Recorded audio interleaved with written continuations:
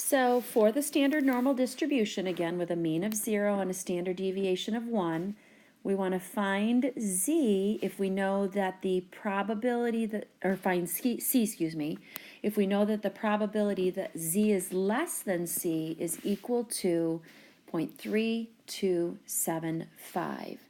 So again, if we draw a little picture here to visualize this, here's the standard normal distribution centered at 0.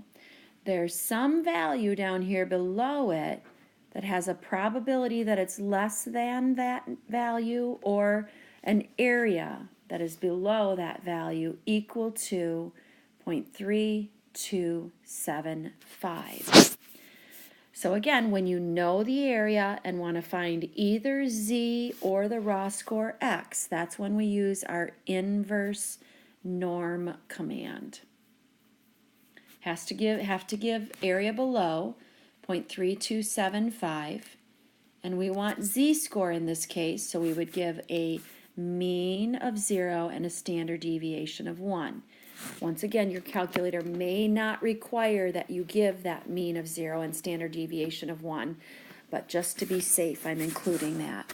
And when we do that, we get a z-score. I'll carry it to 4 digits. I'm not sure how many you're supposed to carry it to on this problem, of negative 0.4468.